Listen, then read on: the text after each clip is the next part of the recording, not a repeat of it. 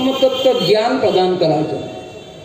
তো সেজন্য ইস্কন মানে মানুষ জানে না, তারা ভাবে ইস্কন মানে বিদেশি। ইস্কন প্রতিষ্ঠাতা এই পশ্চিমবঙ্গ থেকে গিয়ে সারা বিশ্বের লোককে একটি কেন্দ্রতে নিয়ে আসার জন্য চেষ্টা। কেন না, ভগবত গীতা শিক্ষা আছে যে আমরা সকলে সেই গড আল্লাহ ভগবানের অংশ।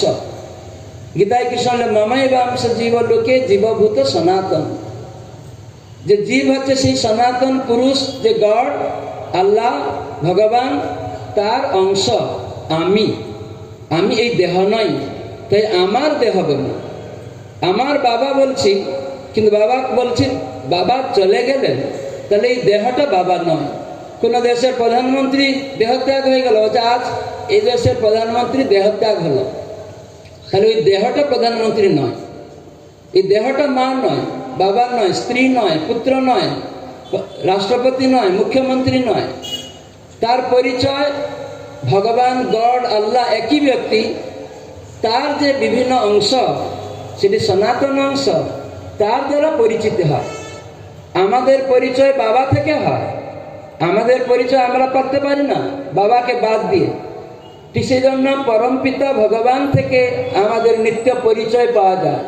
আর আমরা যে জাগতিক পিতা মাতা থেকে যে পরিচয়, এটি অনিত্য পরিচয়।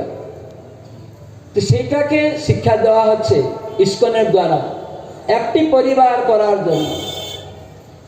বসুন্ধৈব কুটুম্বকম, ভগবান গড আল্লাহ অর্থ একই।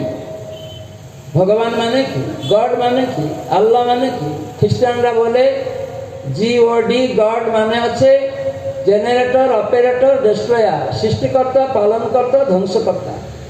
তাই তাকে আমরা গড বলি। জিতে জেনারেটর, ওতে অপারেটর, বিতে ডেস্ট্রয়ার, এই জন্য আমরা তাকে গড বলি।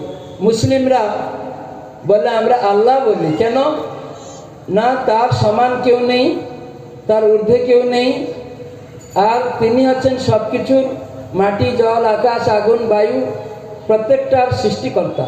তার এই সব, আমিও তার। তো এটা আল্লাহ আরবিয়ান ভাষায় মহান, শ্রেষ্ঠ, তার সমান কেউ নেই, এই জগতে সব কিছু তাঁর। ভগবান শব্দের অর্থও তাই, একই অর্থ। ভগবান গীতাতেও বলেছেন আমার সমান কেউ নেই, মত পরতরং নান্যৎ কিঞ্চিৎ অস্তি ধনঞ্জয়। তো সবাই বলে আরে এই গড গড আল্লাহ আল্লাহ ভগবানকে দেখা যায় নাকি? আপনারা শুধু বক বক করছেন সারা বিশ্বে গড গড আল্লাহ আল্লাহ কৃষ্ণ কৃষ্ণ, দেখা যায় না যাকে, এইসব কথা কেন বলছেন? আমি একটা মালা পরেছি, আমাকে এখানে দেওয়া আছে, এই মালাটা ভগবানকে নিবেদন করে দেওয়া।